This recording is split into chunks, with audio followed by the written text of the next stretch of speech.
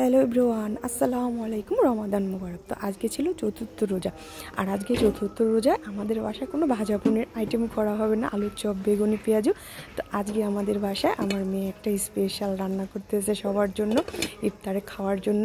তো আমি এসে খুলে খুলে দেখতেছিলাম কি করতেছিল। তো এখানে আবার ডিম ভাজতেছিল, এখানে পোলার চাল নিছে, তারপরে মুরগির পাখনা নিছে, এগুলো দিয়ে একটা খাবার আইটেম বানাবে। তো দেখি আজকে মেয়ে ইফতারে কি কি বানায়। তো আমাকে বলতেছিল যে তুমি চলে যাও, তোমার কিছু করতে হবে না, তুমি সেহেরের জন্য রান্নাবান্না করছো, এখন আমি ইফতারের জন্য সব কিছু রেডি করে নেব।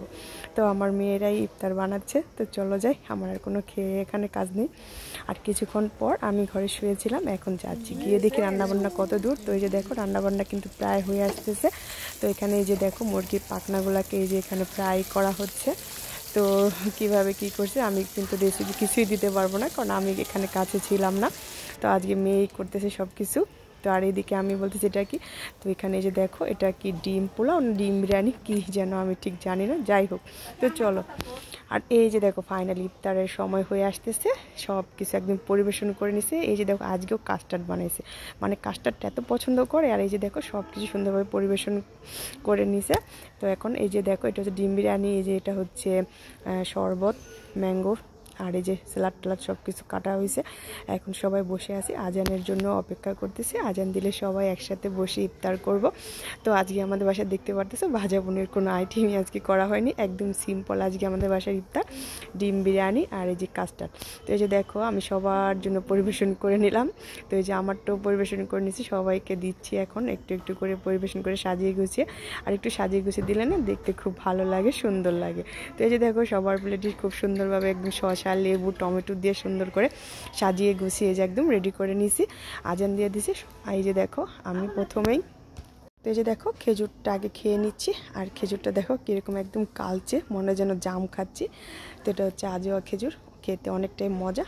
তো ওই যে আগে খেজুরটা খেয়ে নিলাম, তারপরে এই যে শরবত নিচ্ছি। এটা হচ্ছে ম্যাঙ্গো ট্যাং, ম্যাঙ্গো ফ্লেভারের। তো এই শরবত মানে ট্যাংয়ের শরবতটাও খেতে কিন্তু দারুণ মজা। তো খেয়ে এই যে দেখো আমি তো ভুলে গেছিলাম এই যে এই মুরগির পাখনাগুলো সবাইকে দেওয়ার জন্য। তো যে এখন আবার এনে সবার এই যে প্লেটে প্লেটে দিয়ে দিলাম।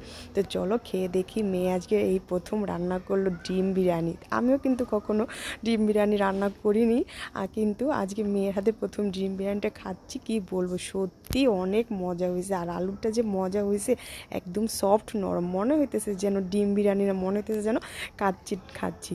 তো খুব মজা হয়েছে, মেয়ে রান্না করছে, তো দারুণ মজা। তো যে ডিম দিয়ে খেয়ে নিলাম। তো এখন এই যে একটা পাখনা, মুরগির পাখনা ফ্রাই, তো এটা একটু খেয়ে দেখি। তো খুব মজা হয়েছে, দেখতেও খুব লোভনীয়, একদম রেস্টুরেন্টের মতো। আর এই যে দেখো সব শেষে নামাজ টামাজ পড়ে এই যে কাস্টার্ড নিয়ে বসে পড়ছি। তো এই যে সব কিছু কিন্তু আজকে মেয়েই করছে।